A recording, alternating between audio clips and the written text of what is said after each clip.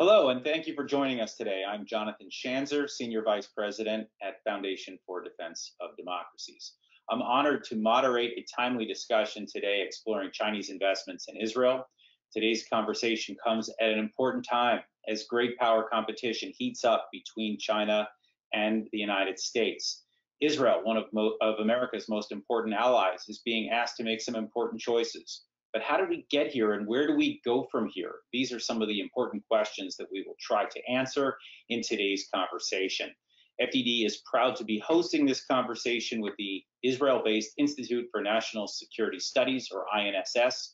Our two think tanks are working together to better understand the policy options on this important and nuanced topic, and we hope that today's virtual event will be the first of a number of products and discussions to come. For more information on INSS, please visit inss.org.il.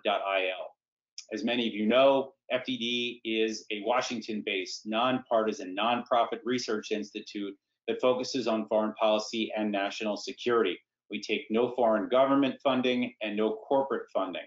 And as many of you know, FDD is a source for timely research, analysis, and policy options for Congress, the administration, media, and the wider national security community. Our programs on Israel and China are just two of the important programs that we work on. For more information on us, please visit fdd.org. I'm now pleased to introduce our panel of experts. Mark Dubowitz is FDD's chief executive. He is an expert on Iran's nuclear program and its global threat network. Mark is widely recognized as one of the key influencers in shaping policies to counter threats from the Islamic Republic. He, along with me, I'm proud to say, co-founded FDD's China program. Mark has an academic background in China studies, and he has done important private sector work in the Indo-Pacific region in a former life. Next is Shira Efron. She is a visiting fellow at INSS. She's also a special advisor on Israel with the RAND Corporation. Her research focus is U.S. policy toward the Middle East, including Israel's evolving ties with China. Her recent reports on Israel and China have been featured widely in the Israeli and international media, and we will hear more about those in just a little bit. Assaf Orion joined INSS as a senior research fellow in 2015, following 32 years of service in the Israel Defense Forces, and he's currently directing INSS's research program on China. And finally, Nathan Pekarsik is a senior fellow at FDD with a focus on China policy. His work on U.S.-China relations and the battle to define the post-COVID global order has recently been briefed to the U.S. Chamber of Commerce's China Center and to a range of other U.S. government agencies. A warm thank you to all for being here. Let's get started. Mark, let's start with you. How did Israel find itself in this position? Well, John, Israel actually found itself in this position because it followed the United States and the rest of the world in really embracing China. In Israel's case, it established diplomatic relations with the People's Republic in 1992 when Yitzhak Rabin and Deng Xiaoping signed an agreement to really bring the relationship in from the cold. There'd been kind of long-standing ties in the 70s and 80s, military ties, in fact, particularly after the Six-Day War, when the Chinese were very interested in acquiring Soviet military equipment from the Israelis, who had captured a lot of it in the war. And so that relationship began really covertly in the 70s and 80s. By the way, encouraged by the United States. The United States, as we all know, was really reaching out to the Chinese in the early 70s when Nixon and Kissinger attempted to break the Sino-Soviet alliance. And for the next 40 years, the United States encouraged its allies to seek commercial engagement and political engagement with the People's Republic. And so you saw a huge increase in commercial ties. I mean, in the United States, since the 1980s, commercial trade grew by something like 4,000%. Similarly with Germany and Israel, 2, 3, 4,000% increases. So you saw this significant increase in commercial trade with China. And the Israelis, particularly in the 2000s, but even more specifically since about 2015, you've seen a significant increase in Chinese investment and Chinese trade in Israel, critical infrastructure, high tech, and a real, obviously, interest in the startup nation. So it's a bit of it's a little unfair for Washington to all of a sudden kind of whipsaw the Israelis and encourage the Israelis to cut off all Chinese ties. I mean, that's clearly not something that is possible given the state of the Israeli economy. It's also not something we're doing in the United States. You know, we're still continuing commercial ties with the Chinese. In fact, President Trump has done all he can to forge a trade deal with China to sell them more of our products. So this relationship is, again, longstanding in Israel, but it's also a relationship where the Israelis have really been whipsawed by U.S. policy in recent years. And the United States has obviously taken a dramatic U-turn, or I guess it's a 90-degree turn, in changing the nature and the dynamics within Sino-U.S. relations. We've sort of woken up now in the past 3 years, particularly under this administration, and identified China as a strategic competitor. And we have now obviously gone around the world and gone around the United States, encouraging companies to cut their ties with the Chinese and really starting to identify some of the significant risks that the Chinese Communist Party represents. And the same thing is happening in Israel. The administration has come out to Israel and has made it very clear that they expect the Israelis to start being a lot more cautious about Chinese investment in critical infrastructure, as well as Chinese investment in Israel's high-tech sector.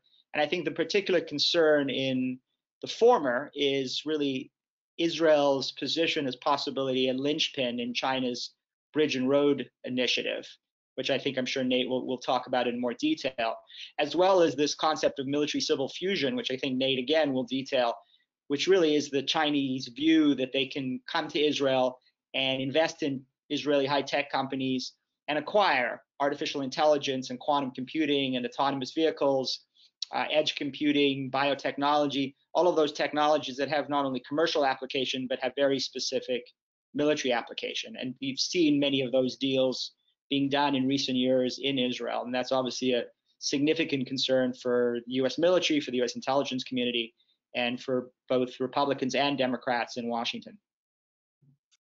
Yeah, and I think that that's an important point, that the concern right now is certainly bipartisan. We're hearing about this concern from both sides of the aisle, which is a rare thing in Washington these days. Shira, let me turn to you. If you could just talk for a few minutes about the business deals themselves. You've detailed many of them in your recent reports. Both of them are excellent, worth reading for all of you watching from home. So just tell us a little bit about these deals. How many are there? Why are they problematic? What have you focused on? Thank you, John. Good to be here, and I appreciate the cooperation with FDD. And we looked at the various elements of Israeli-Chinese ties dating back to where Marx started, 1992, when formal relations were established. But the most interesting area, I think, is the one that has emerged in 2013, and this is the investments, the Chinese investments in critical infrastructure and in Israeli technology. I think Israel, before we go into the investments themselves, Israel is a pretty interesting case. It's pretty unique. China usually invests in infrastructure projects and part of the BRI in developing countries, and it invests in technology in developed countries. In Israel, it does both, partly because of location, and it's possible also for other reasons, which Nate might get into. In terms of the number of deals, data are not as transparent and available as you might think. We counted approximately 90 deals that have happened in the last 10 years. There are more, but we wanted to make sure that we have that we validate each and every deal that was reported on, involving 42 Chinese companies. So same Chinese company can be involved in multiple deals. Before I get to the companies themselves, I think it is important to say that although Chinese companies have their own business motivations, it's highly established, especially if you look at US government reports, that most Chinese companies are linked with the Chinese government in some way or another, or the People's Liberation Army, the PLA, Chinese Prince Links, or the Chinese Communist Party. And even though if the degree of control is not certain, we know that they are influenced by broader strategic considerations, not just economic considerations, and those are not often aligned with those of the United States, and also with Israel, by the way, even when we talk about the region. When we look at specific investment deals, we can talk about the construction of the Ashdod port. Of course, there's the operation of the Bay Port Terminal in Haifa, which made a lot of noise in the United States and elsewhere. Construction operation of portions of the Tel Aviv light rail passes right by the Kiryat, the Israeli equivalent of the Pentagon, electric power plants, some roads and tunnels, and there are others. There are specific military concerns that we can talk about, some with connections to Israel's adversaries. The company that, for instance, that builds the light rail in Tel Aviv, the Red Line, also is now building a train from Isfahan to Tehran.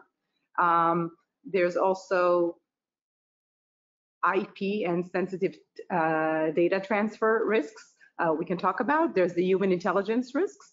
If Chinese personnel are present in areas where the United States has deployed assets, which was the case where concerns were brought up with the case of Haifa, this is an issue also, and the cyber espionage. I can give some examples of companies that raised red flags when we saw this from an American position. For instance, the China Communications Construction Company, CCCC, which builds the Ashdod port, it also conducts military projects, and it built a satellite station for the PLA in Argentina.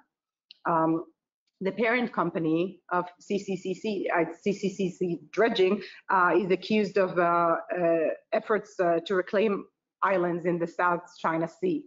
ZTE invested in Israel. It invested the Israeli company Rainbow Medical. And I think on ZTE, which is accused by the US government of violating sanctions in Iran, there's no need to elaborate here. Baidu, also web services company that conducts AI research and autonomous cars, it invests in 5 Israeli tech companies and VCs. And of course, Huawei, which invests in at least 2 Israeli technology companies that we know of, Toga Networks and Hexatir, also raise different concerns. Even though, and this is, I think, is an important note to make, China doesn't invest in military technology in Israel. It doesn't invest in the dual use, the traditional dual use that we talk about, that can be civil and military applications, what is defined as dual use. But in the sense of where the U.S., how the U.S. is thinking about China and the competition with China at the moment, we're talking about investments in companies that are in that produce the dual-use technology in the future. There's also investment through venture capital, VCs, which invest in a lot of these dual-use technologies. Thanks, Shira. And I think important to note that there were a few small incidents in the past where the United States and Israel did have to iron out arrangements when it came to military technology, and the Israelis have stayed on side with that. I think they've complied, but I think you're right that there are new technologies and new deals in the works that now very recently have come onto the U.S. radar. Nate, let me turn to you. You studied China in great depth. What do the Chinese want out of Israel? I mean, this is a tiny country. It's squarely in America's camp. It's not a country that's going to be swayed to all of a sudden become vociferous supporters of the Chinese Communist Party. So what are they after here? And while you're at it, perhaps explain how Israel fits into the Chinese concept of civil-military fusion that Mark had mentioned. Thank you so much, John, and thank you for the opportunity to join the dialogue here today, guys. Yeah, I think it all begins with China's economic development model. And at its core, China has placed a bet that its economic development can proceed without placing costly, high-risk investments into fundamental research and development. Rather, Beijing aims to engage with the broader global ecosystem to harvest the fundamental breakthroughs, research and development that are coming out of the United States, Israel, and other developed economies. So Israel fits in squarely in that place. It's a source of breakthroughs and fundamental research and development that Beijing isn't willing or able to develop at home within their own borders. So the technologies that we've already highlighted here today, the fundamental building blocks of emerging economies, if you think about biotech or cybersecurity or next generation information technologies, smart cities, et cetera, these are capabilities that Israel is developing and that China sees as more advanced than their own capabilities. So they look to Israel as a place where they can engage and they can develop strategic relationships that guarantee access to these types of inputs. And often, as we've already hinted, many of these do carry dual use relevance and plug into the concept of military civil fusion, which is Beijing's plan for converting otherwise commercial or civilian inputs into military and strategic utility. So if you think about semiconductors, they help us have smarter televisions and smarter computers and smarter phones, but they also help on guidance systems for missiles. And Beijing has a deliberate apparatus built up as a part of its economic development model to convert any civilian and commercial technology that it harvests from abroad into military technology. So the Ministry of Industry and Information Technology in Beijing, MIIT, serves as an information collector, collator, and catalyst for transferring what Beijing and its state-led, enterprise-driven model can steal from abroad. And I would just emphasize this state-led, enterprise-driven aspect of the economic development model, which is that it's not a direct top-down command economy. It is guided by the state, as we've hinted at, but it allows and propels individual and seemingly fragmented or ad hoc private sector actors to pursue the state's interests, and they're going out into the world. Thanks, Nate. And yeah, obviously important to remember Israel is widely identified as the startup nation for all of the terrific advances that the country has made in the realm of technology. And I think as many people have noted, the line between technology and weapons, especially as AI and other capabilities are developed, that's going to increasingly be blurred over time. And this is, of course, what the United States is concerned about, and why Israel is now caught in its current predicament. Assaf, let me turn to you. Let me just ask you about the Israeli perception of China. Is it a huge difference from the perception that's widely held in the United States, especially now as the U.S. begins to look at kind of great power competition and the concerns that we see on Capitol Hill? Do we see those same concerns in Israel? What are the major fundamental differences? Thank you for inviting me for this event.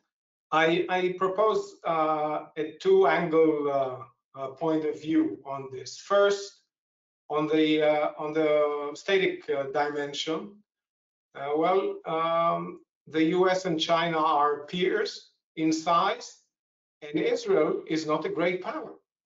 It's a small country, perhaps with extraordinary punch, but it's still a small country. So there is a basic asymmetry in how we perceive China to begin with. Second is the dynamic. I think that a nuanced understanding of the differences between Israel and the US perceptions of China should look at the dynamic, because the US perception has been a moving target. It moved from engaging a partner and trying to inculcate it into the international system, then saying, well, it might be a competitor. Then you see the buds of being a rival all the way to a potential military enemy. And I think we should understand that the US has swayed in a very wide sway pretty quickly. Like the beginnings were early, but the swing was fast when it finally happened. Now, let's mark the turning point at the 2017 National Security Strategy. That's the end of 17. At the beginning of that year, Israel and China culminated their policy, signing it's called Comprehensive Innovation or Innovative Partnership. Okay, so from 2012 to 2017, Israel more or less rode along the U.S. perception. In 17, the U.S. took a corner, and this is why we're now on collision course. For America, China is an all-spectrum problem, from ideology to the economy and technology, to defense and military issues. And of course, it branches into IP issues, into all sorts of espionage, and so on. For Israel, China is not a national security threat. It's probably a national security concern. It's not a defense problem for us, except on some issues. It doesn't militarily reside in the Middle East, except now a budding thing in Djibouti and some peacekeeping missions. But China is not a military rival for Israel, and I don't foresee it going that way. And the last point I would say, we have a huge knowledge gap between the US and Israel, because the US has been interacting with China, I guess, 150 years. You have quite a large ex-China community in the States. Like, you have a Chinatown in every serious city in the States. You're well accustomed with the language. You fought with them in Vietnam and Korea. Like, it's not your first encounter. You had General Stilwell back in China. For Israel, we knew of each other. We have no Jews in China. We have no Jews from China. It's not a high priority intelligence target. And so the whole system or establishment fed by the Intel community is deprived from what it has on our first tier rivals, yes, Iran, the Arabs around us, and so on. So we have a huge catch up to do to understand what China is about and what really the threat from China may be to Israel. And we need to take a balanced view to try not to miss the economic potentials. And in this, I would add an angle here. We're talking about Chinese investment in infrastructure. Actually, many of the projects that Shira mentioned are Israeli funding, Chinese contractors. They don't bring the capital. They do the implementation, okay? So it's not investment in infrastructure. And this is why we need to be very sharp on between the economic benefits, because it's a huge market, you can't disregard it. Their capacity in infrastructure building is substantial, and it meets huge Israeli demand. And by the way, the competition is not that attractive, and the US doesn't show up in our tenders. Like, nobody is coming with bids. And the IT community or the high-tech community would like to have Chinese capital or any other capital, but there needs to be an alternative. It can't be China or nothing. And eventually, we need to look at the exact challenges for Israel. We need to look at influence issues, codename United Front, not necessarily through investment, which is the current obsession. We need to look at espionage in its wider sense. That's data dominance, that's military and defense technologies, and technologies at large. We need to look at disruption. I don't think that's very high. Like, what's the probability that China is going to take down our electricity grid if we have no conflict between us? We have the Iranian thing to worry about. And in business, Israel doesn't do usually great value human rights issues. We're not large enough to be able to afford it. And the last thing that moved seriously, and we need to take note of that, is that the focus point of national security definition in the US expanded like in a big bang. It was well-defined military, defense. We have export control mechanisms governing that. There is zero movement there towards China, and the US knows it. What happened is that this is a moving target, and the whole of our economy now is considered something that may have security implications. This deserves more work and fine-tuning. Thank you, Assaf. I would just note that I think your point about the Israeli infrastructure is particularly important.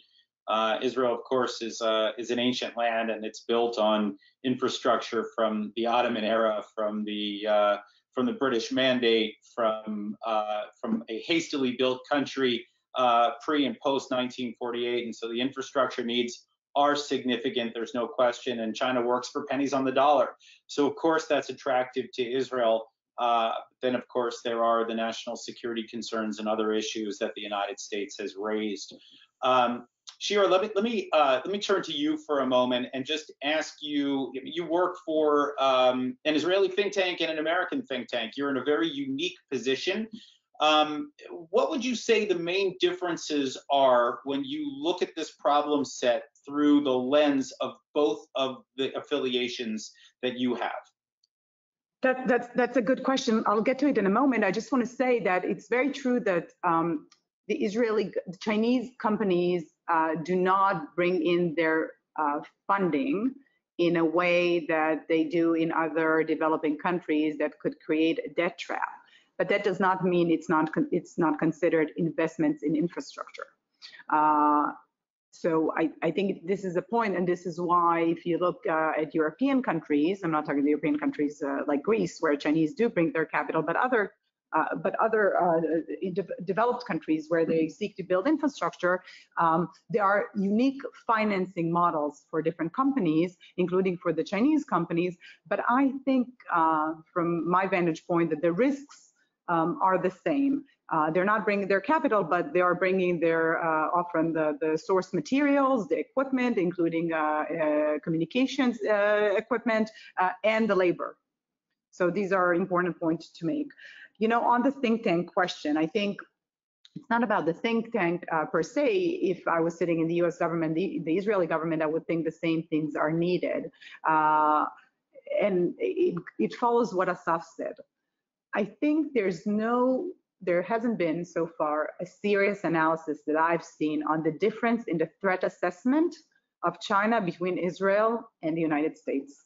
Assaf mentioned it. Israel is not an Asia-Pacific nation. It doesn't have to have military link to China, any connection to China. Israel does not seek to freedom of navigation. Israel is a small country, and I think it's really important to compare the threat assessments. And in this comparison, to look at what's objective for the reasons that Assaf mentioned and I just repeated, and what in this difference might be a result of the gap in knowledge that Assaf also brought up. There is a serious gap in understanding modern China in Israel. There are very few experts outside the government. They're not often used by the government. There are even fewer experts in the government itself. And the question is whether Israel underestimates the Chinese issue because it's really just not an issue for Israel, or just because it doesn't understand the full magnitude of this. So, and then it would maybe creating programs for filling the knowledge gap, learning from the US experience, how they caught up with China. It's true, Assaf says, you know, the U.S. knows China for many, many years, but really the development of the modern Chinese expertise picked up in, we're talking about 79, 80. There were programs to train what I think it was Brzezinski then called top flight experts in China's policy. And from these programs, Israel can learn. By the way, not just from the U.S., which is a very different country than Israel in that sense, but from other U.S. allies. There's Australia and New Zealand and Germany and other countries that Israel can learn from their experience. So this one policy recommendation. We haven't spoken about it yet, and I hope we get to it. But Israel is very new to this business of screening investments, foreign investments, not just Chinese investments. The United States has been doing it for a long time. And how can Israel strengthen its new investment screening mechanism, which it just started 6 months ago? So it's brand new, and also can learn from the United States on this. And I think finally, because we just spoke about the negatives now and sort of the compliance and the regulation and the sticks and the threats, but there are also opportunities. And you see them with Congress is speaking about it, a variety of other institutions, and FDD, I know you've been talking about it as well. And here at INSS, we've been looking into this. What can the United States offer? It's very clear that for the US, if the US is ever gonna rise to the China challenge, what it can build on is its allies. The United States has allies. Those allies happen to be the most advanced, technologically advanced countries in the world. Working with them, Israel being one of them, on developing those alternatives, what they call it alliances of innovations, improving R&D on specific issues. That would be also something that I think can come from both sides of the Atlantic and could be very beneficial for both. Okay, thank you, Shira. Assaf, I'm going to give you literally a minute if you'd like to respond. I know that Shira said a few things that probably prompted you to respond. Just one point on sticks and carrots. Sticks and carrots are behavioral, let's say, incentives, which can directly lead to a change of behavior, but they're very reliant on the exact retribution or positive incentive. I think we're beyond correctional. It's a question of if technology is the thing and innovation is the frontier, what is the US strategy to coalesce and bring its partners together and pool together the innovation base, which will be not just national, but a wider base. And I think since we're not there, Israel cannot yet join this joint effort of bringing our innovation bases up together. We can do it. That's the way we apply ourselves when we do. Okay, Mark, I want to turn to you. Is Israel maybe misreading China? I mean, I don't think Israel would consider China to be an ally, but perhaps a friend is maybe a better way of putting it. Can that work out between China and Israel? Look, I'm skeptical. I mean, I think Israel is making the same mistake that the United States made for almost half a century, which is this notion that you can seduce the hard men of Beijing to become responsible global stakeholders by flooding them with cash, by integrating them into your economy, by attracting their investment and cooperating on commercial terms. I mean, I think that was the U.S. assumption, and it was a U.S. delusion, because we certainly made the Chinese Communist Party rich. We never made them moderate. And I don't think we really have any great examples that we were able to really create leverage. If anything, the Chinese Communist Party has leverage against us now because of its dominance of critical supply chains. It's built up a huge military where they've certainly increased their leverage in the Indo-Pacific and are starting to take their military global with a blue water navy. I think the Israelis are suffering somewhat from the same delusion. And part of the problem, of course, is that when you talk to Israelis, their number one security threat is Iran. And so the question you have to ask is, how much influence has Israel been able to attract as a result of allowing the Chinese into their economy vis-a-vis Iran? And I would argue very little, because if you look at the Chinese relationship with Iran, it's very strong. The Chinese have been egregious proliferators of nuclear and missile technology to the Iranians, either directly or through Pakistan. People like Carl Lee is a Chinese middleman who has sold the Iranians advanced missile systems, nuclear technology, and even today there is going to be a huge confrontation at the UN Security Council in the next few months as the UN arms embargo expires. And when it expires, as the Pentagon says, the Chinese and the Russians will be able to sell billions of dollars worth of fighter jets and battle tanks and naval warships and attack helicopters to the Islamic Republic. And the Chinese military companies are chomping at the bit to get in even further into bed with the Islamic Republic, militarily now, as well as economically. And so one has to ask oneself, I think if you're an Israeli policymaker, what leverage do you have over China? Is there any evidence of strategic leverage? Certainly the Chinese have not voted with Israel at the Security Council on a host of issues. I mean, they continue publicly and politically to support the Palestinians and to speak out against any Israeli moves on annexation. So one has some sympathy for the Israeli view that you need a relationship with China. The United States seems increasingly to be moving out of the Middle East, and you want a relationship with China. You certainly don't want to turn China into an enemy. Israel's got enough enemies to deal with. They don't need an enemy of that size and that influence. But again, there really is, I think, a sense in Israel that the Chinese are really not an Israeli enemy, and therefore, through commercial engagement, we can increase the leverage. I mean, there was a Pew Research poll done in December 2019, so just before the COVID-19 crisis. And it showed that actually 66% of Israelis have a positive view of China and only 25% have a negative view. There were only 3 other countries that had more favorable views of China than Israel, and that was Russia, interestingly, Nigeria, and Lebanon. And in fact, there were only 9 countries where views of China had increased from the year before. Now, again, this was pre-COVID, so we'd have to see how those numbers shake out in 2020. So it's interesting that Israelis have such a positive view of the Chinese, and I think there's an explanation for that. I think the Chinese have not been a direct enemy, as Assaf has indicated. I think that there is not a long history at all of Chinese anti-Semitism. If anything, I think the Chinese really admire the Jewish nation and their entrepreneurship and ingenuity. And increasingly, the Israelis look at Europe, that is a major trading partner, and they see a rise in anti-Semitism and anti-Israel sentiment. And I think they assume that they can exert influence over China, and particularly, hopefully, wean the Chinese off this very strong strategic relationship they have with the Iranians.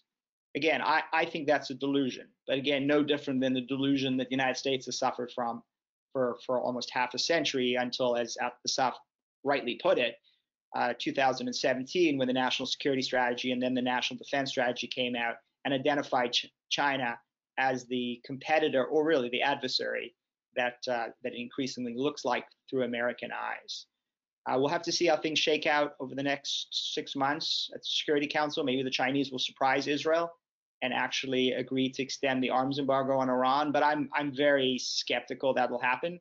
And I think what you'll see over the next coming years is increased Chinese military sales to Iran, increased political support for Iran, and certainly increased economic support.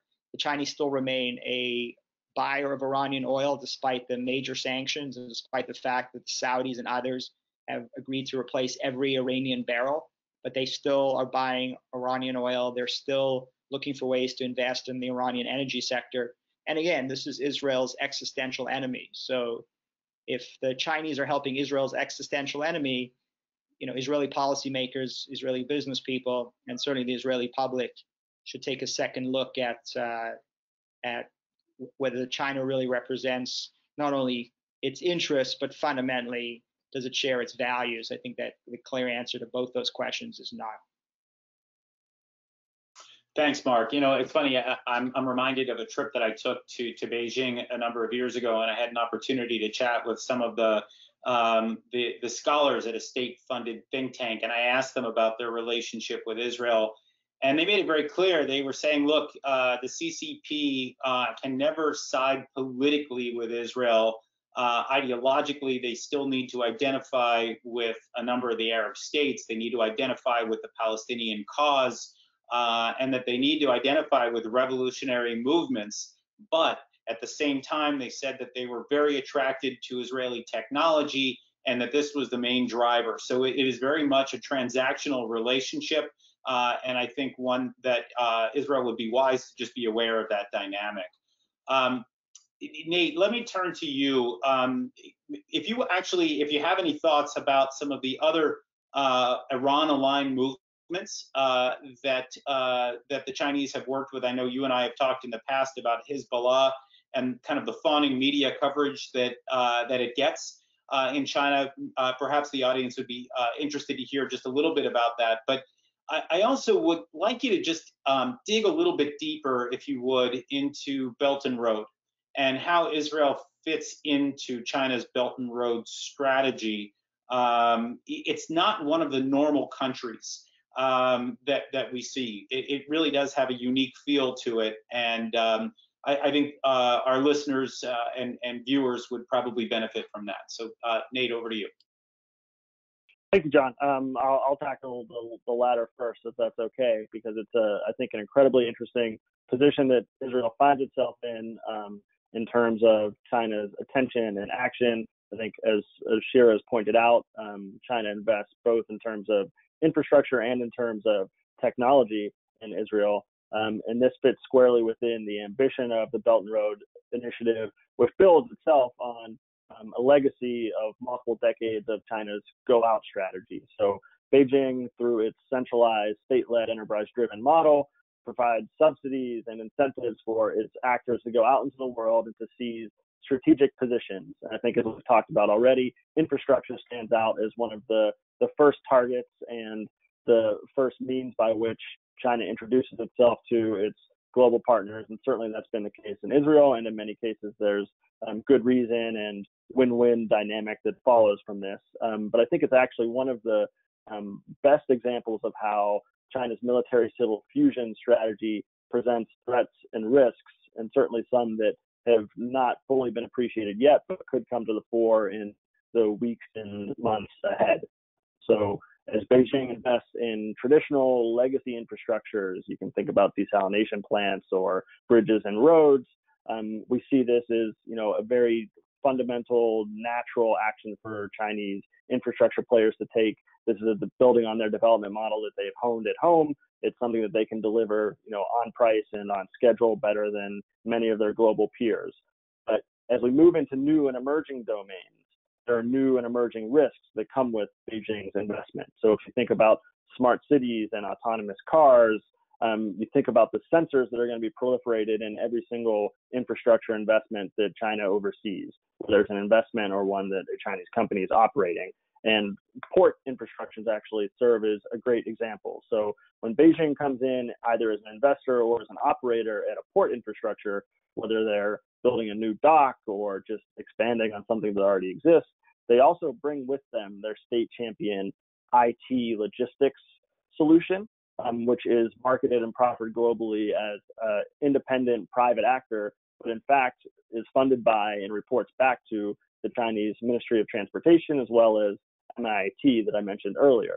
So when Beijing builds a port or operates a port, it may, deliver immediate economic gains for the country that it's investing in, but at the same time, China sees this as a strategic informational advantage. So if we talk about the data dominance that we're at risk of wedding ourselves into, ports are not, absent in that conversation. If China is operating a port, they then have access, preferential access, asymmetric access to operational data, as well as information on industrial control systems and the broader industrial Internet of Things that they're hoping to expand. And with that comes both informational advantage, but then also capacity to deliver real kinetic effect. And there are examples of ports in China, for example, where jamming occurs and foreign militaries aren't able to operate the way they may want to. As China proliferates these systems globally, we need to be cognizant of the fact that those potential threats and risks also proliferate. Okay, thanks, Nate. Shira, I want to turn to you. Building on this, the Belt and Road Initiative and the Chinese investments in Israel, Israel's come under some pressure from the United States to stand up what is known as a screening mechanism for foreign investment. This is built in the with the inspiration, let's say, of a mechanism in the United States called the Committee on Foreign Investment in the United States, or CFIUS, as it's known in its acronym form.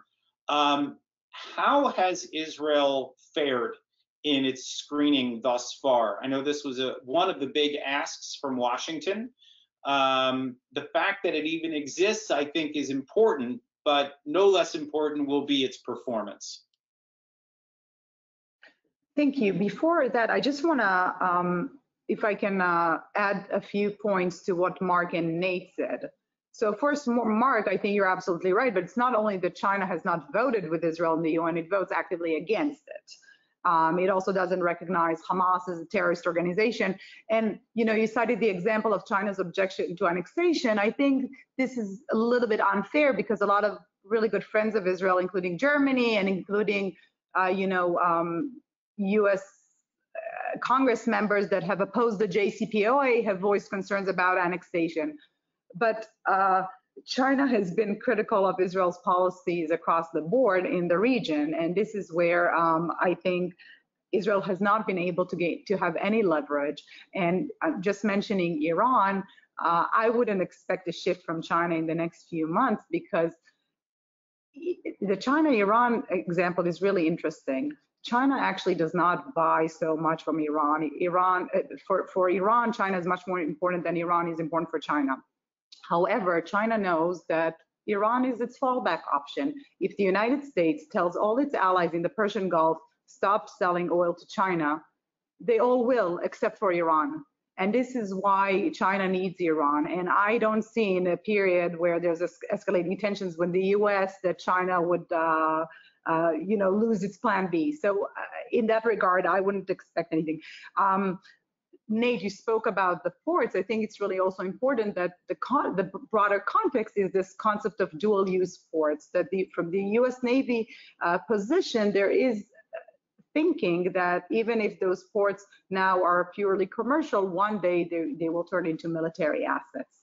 And this is the context, I think, that the Haifa question, which is quite different, but was seen in the US as a strategic waterways where China might one day, not likely to happen, but try to exert itself and limit the freedom of navigation of the US Navy. And this is the sort of the broader context from the United States. You asked, John, Israel responding to US pressure, and I think it serves Israel's domestic needs as well, decided in October 2019, announced that it would establish a committee to screen foreign investments. The committee started operating in January 2020, so we're at 6 months now. There's not a lot of transparency. There are not a lot of details that we know about this committee. But it's quite different from CFIUS. It was not established through legislation. It's a cabinet decision. It is committing, but CFIUS is mandated in law. It is defined as advisory. Regulators could voluntarily choose or not to seek its advice, but the advice itself is non-binding. I think even more important than this is the very limited mandate that the committee has, and I'm quoting, it's going to screen investments in the areas of finance, communications, infrastructure, transportation, and energy. The announcement, the cabinet decision is really vague, just a page or so, but what is explicitly mentioned is the committee is not going to deal with the technology sector at all. We just heard about the committee when Secretary Pompeo was here on a visit 2 months ago, almost 2 months ago, in regard, and one of the the agenda items was the participation of Hutchinson, which is a Hong Kong-based company, in a tender to, actually it was also buying, but building what would be the biggest desalination plant in the world. Hutchinson was a finalist in the tender, and what the US government wanted to know is why the committee has not prevented Hutchinson from reaching this stage. Hutchinson did not win the tender. It was based on, in my view, as sheer luck. It was based on cost consideration. Its bid was just not competitive. So it wasn't the committee's making. We didn't have a test case yet to see how effective the committee is. I think the Israeli side is very attuned to U.S. Requests, the U.S. The expectations that this committee would be effective, but we are too early in the process to judge on the effectiveness. It is my assessment that a lot of focus has been given to the infrastructure. It will start with the Port of Haifa and now a desal plant. And even though these are strategic infrastructure projects, the big issue, as we've been talking all along, is the technology, and the technology is not included in the Israeli committee's mandate. Okay, thank you, Shira. I want now, Assaf, if I could, to just get you, I mean, so we've heard a little bit about the screening mechanism. That's one thing that Israel's done right, even if it's got a lot of work to do, and I think we can all agree that there is still work to be done. But it strikes me that Israel's done some other things right as well when it comes to China. I mean, apart from blocking the bid of certain Chinese companies on core infrastructure, addressing U.S. concerns when they come up. There's also the issue of Israel's 5G network and how China has been largely blocked, or maybe entirely blocked, from accessing that network. So in other words, Israel's doing some things right here. Does it get enough credit for what it has done thus far as it adjusts to the new realities of the U.S.-China great power competition? I think there is an untold story here, because there is a U.S. expectation of blasting out, trumpeting whatever's been decided. And Israel, as I said before, is not a great power. It looks at its strategic alliance with the U.S. as a main national security issue, and it looks at commercial partnership with China as an important asset for the economy. Now, how do you, manage walking between the drops, so to speak? So first, Israel is a free market economy with quite a heavy burden of regulation. And security regulation is extra heavy, but you don't see it. So if you ask around, so people will tell you, oh, I wanted to sell this to China, but I understood it's not a good thing to do either, because it blocks my going west option. And second, because I was advised to stay away, keep off the grass. So even before we had an investment supervision committee, some acquisition attempts by Chinese companies of financial, insurance, other assets were blocked by the regulator. It's an unseen hand of whatever, but it never happened. What Shira mentioned about the desalination, another one on an electric plant that, again, the Chinese company lost. I don't know how, but God reveals himself in mysterious ways. And on 5G, while everybody's bashing Israel for not being clear, can you show me another country, including Five Eyes, which has no Chinese core components in 3G and 4G? So no, we're quite clean on that. And 5G, I don't expect to see neither a declaration nor Chinese components. I just heard, on the margins that we may have already picked Nokia and Ericsson. But we're trying not to poke a finger in China's eye. There's no reason for us to insult China. I think we need to treat them with respect. It will never be an ally, but it's an important partner. And to Mark's remarks, I don't think we have an illusion that China will turn against Iran. They know their math. They counted how many Arabs, how many Muslims, how many Jews in the Jewish land, and they do a separation. They do business with Iran and with their bitter enemy Saudi Arabia and with Iran's bitter enemy Israel, as if the others don't exist. They separate it. And in a way, the Israeli trade policy with China is a bit like trade policy with Chinese characteristics. We differentiate between the two. Where the partition breaks is when we need to meet our US ally, but then we need to adopt a very, I would say, detailed, sensitive approach. We need to really understand the risk. The Haifa port will never be a military docking place for a foreign navy unless we allow it.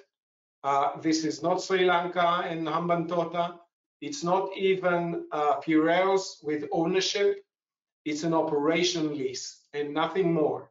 So I think the early jump of the gun that the Fifth Fleet will not come this way again, I think it's a bit premature, and much of it is symbolic and emotional, and less so professional on how to manage security risk of a Chinese-operated container wolf. Yeah, I agree, Assaf. Everything that we've heard coming out of Israel and from the United States on Haifa seems to indicate that the U.S. and Israel have reached some sort of an agreement about how to mitigate the risk.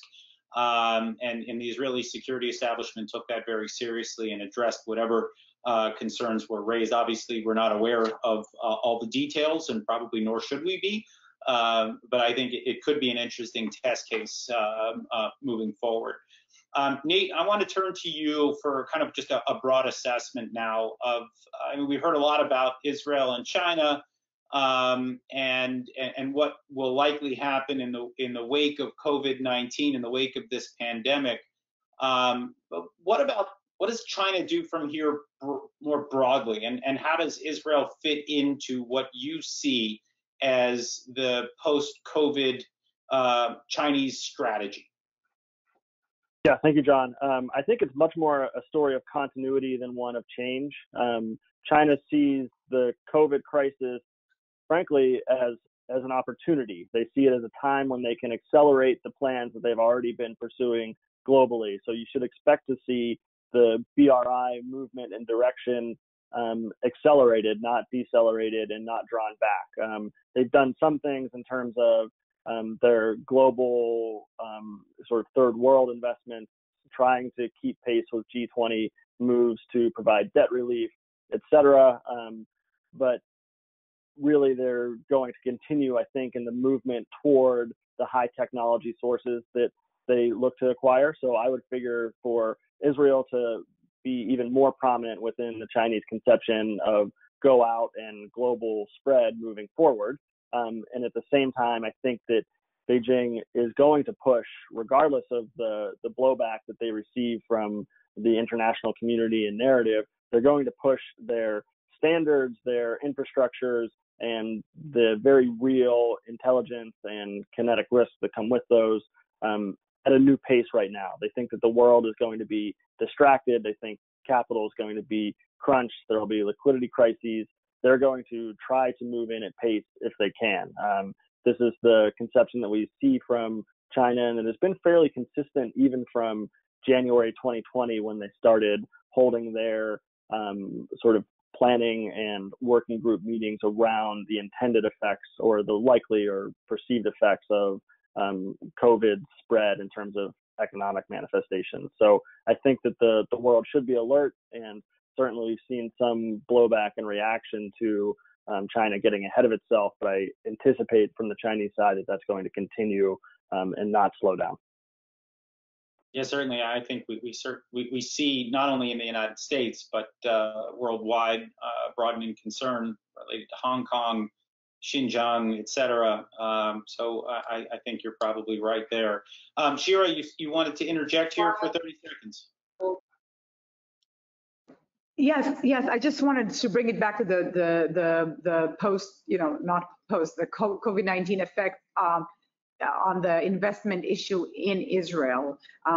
What I would be on high alert is maybe increased Chinese investment in Israeli meditech and biotech. Those are areas that already have drawn substantial Chinese investments. What's interesting is both the United States and Europe and Canada have recently called for increased scrutiny on foreign investments in any health-related field. Now, these higher barriers to Chinese investments elsewhere may steer even more investments toward Israel. And I will tell you, from the Israeli point of view, this is purely commercial. The whole concept of health security, while it's very clearly now part of the bigger perception of national security, is very different from how the United States sees that. So this could be also another impact that we might see here, and I think calls for attention.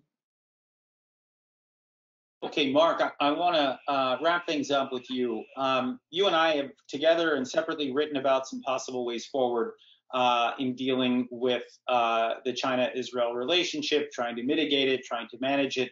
But as we've warned, finger wagging won't cut it. Just simply admonishing Israel is not the way forward. So what is the way forward? How would you recommend the U.S. policymakers in particular, how should the United States be dealing with this problem set? Well, John, I think the first thing is that we have to acknowledge that, we have whipsawed the world in terms of our relationship with China. I think as all the panelists have said, this has happened very recently, that we've kind of abandoned our own delusions that you can't seduce the Chinese Communist Party with money to become more responsible. So we've got to acknowledge that this is something that's going to take some time. I think the second thing we can do is we can start to make very practical steps in Congress, in the administration, to help displace Chinese investment in Israel's critical infrastructure and high-tech sectors. So, for example, Congress is contemplating right now introducing legislation to model on the what's called BIRD, which is the Binational Industrial Research Development Fund, which was very instrumental in jumpstarting U.S.-Israel high-tech cooperation back in the 1970s. Since then, it's funded about 1,000 projects. There's basically about $400 million that's gone out the door. But more importantly, what it did was it really encouraged private capital to come into Israel. And today, U.S. venture funds are very active. U.S. money represents about a third of total investment in Israel's high-tech sector. So what can we do to encourage even more U.S. investment, maybe more European investment, but particularly, what can we do to encourage more Indo-Pacific investment from America's Indo-Pacific allies, like Japan and India, Taiwan, South Korea, and of course, Australia and Canada as important Indo-Pacific players as well. So how do we displace that Chinese investment? Again, it's not a lot of Chinese money that's actually coming into the high-tech sector. The statistics that I saw, which were 2018 VC statistics, China represented about 4% of the total amount of global VC investment that came into Israel, followed by India and Japan at 3%, 2%. Now that number may have gone up or changed since 2018. We're not talking about a lot of Chinese investment. We are talking about very strategic Chinese investment. And I think as one Israeli venture capitalist put it publicly, he said the Chinese are really trying to drain the brains of Israeli entrepreneurs and technology experts, making these very strategic investments. So how do we beat the Chinese at that game? Let's encourage money from our Indo-Pacific allies through a alternative structure, a tri-national BIRD, and Congress is contemplating that. The second way is to encourage even closer U.S.-Israel military R&D cooperation at even earlier stages than is now being done. And there, in the current National Defense Authorization Act, there was a amended language that was put in by bipartisan members of Congress to create a U.S.-Israel operational technology working group. And the idea there is to instruct the Ministry of Defense in Israel and the Pentagon to cooperate even more closely on these 21st century military technologies. And so hopefully, if that passes Congress to sign into law, that will again start to facilitate even more cooperation. But clearly, if the Pentagon is going to do more military R&D with Israel, if we're going to encourage even more U.S. and Indo-Pacific money into Israel, we have to, yes, acknowledge that the Israelis have been whipsawed, but also acknowledge that the Israelis have to start to make moves in the right direction. We have to be very specific about what deals are permitted and what deals are not permitted and what deals are on the line, right? We can't say to the Israelis, you can't do any business with China. I mean, that would destroy their economy.